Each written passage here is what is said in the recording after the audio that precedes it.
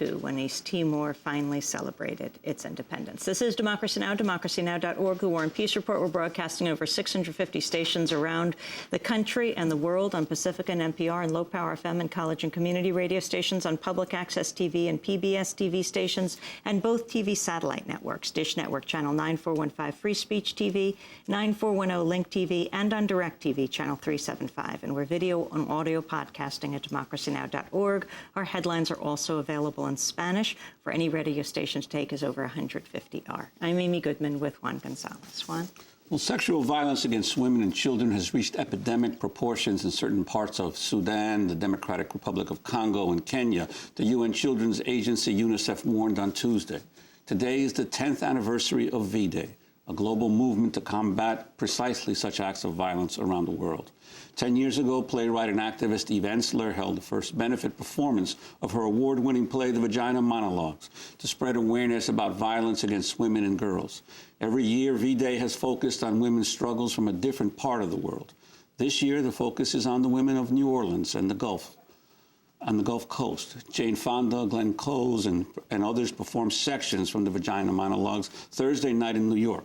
It's one of several fundraisers leading up to the V-Day, to the 10th celebration in New Orleans on April 11th and 12th. We are now joined in the Firehouse studio by the woman behind the play and the global movement it inspired, Eve Ensler. Welcome to Democracy Now! Good morning. I'm surprised you're sitting here after last night. You were standing in a pink evening gown in front of 1,000 people on the 10th anniversary of V-Day. Yeah, I think I'm here.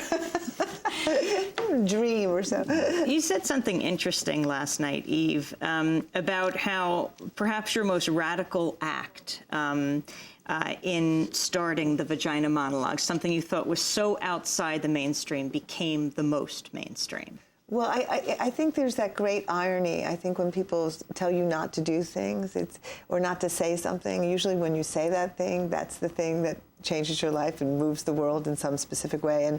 And you know, I had written a lot of plays before the Vagina Monologues that were, well, they were all political plays, but they, on some level, were far less radical.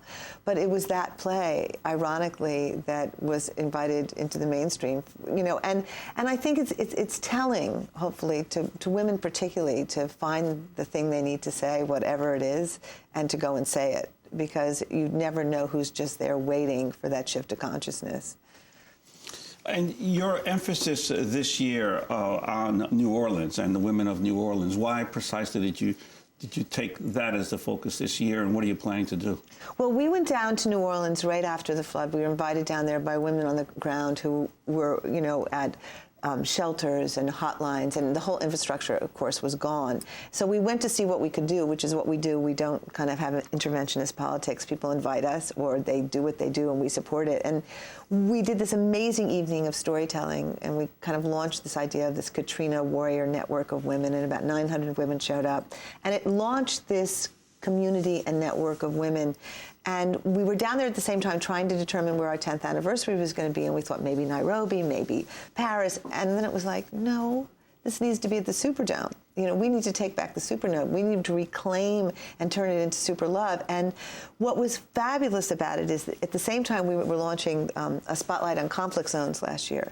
And New Orleans is clearly a conflict zone. It has all the ingredients of a conflict zone: a failed state, the desecration of one section of the population, loss of control in the central government. We can go on. And so we began to look at it like that and began to see the impact of what happens when there is a failed state, when in this country people don't show up, and there's that kind of profound neglect and abandonment, particularly looking at women, because women have carried New Orleans and the Gulf South since the storm. And I know you all have spent a lot of time there and covered it in an incredible way since the flood, but you know, I'm there almost every month in some way, and people don't know what's going on there. People don't know that we have tent cities there. People don't know that the mental health rates and the suicide rates are out of control. People don't know that people who lived in houses that were once $400 are now $1,200. People don't know that people are being charged for fuel adjustment, this new term, and they don't even have a meter, you know, the gas meter in their house. I mean, it's a bizarre, I think, really immoral and profound statement about where the U.S. is. And of course, the reports recently of all the formaldehyde problems with the trailers and the poisoning. And the poisoning and everybody becoming sick. You know, there's a piece I just wrote for Oprah where I call it femaldehyde, you know, which is kind of this new creation made by our very own failed government. But I think what we're saying is that we need to bring women from this country and all over the world to show up for our sisters in the South. And what is the special burden you feel the women of New Orleans bear? Well, I think if we can look at all the pieces of it, we kind of look at the whole story of what needs to change for women everywhere. But there's the burden of racism. There's the economic inequalities. There's the burden of a failed education system there. So where are children going to school and where it has just been designated the murder capital of America. So we're talking about one of the highest violence rate in America. We're talking about communities where taxi drivers wouldn't even bring me to go. I don't have a car because they were too scared to go into the community, and people are living there. Do you know, we're talking about, I think women particularly are on the front lines because they are dealing with children, they are dealing with husbands who have no work, they are dealing with how to put food on the table, they are dealing with all the kind of nurturing, moving the community forward aspects, and everybody's traumatized.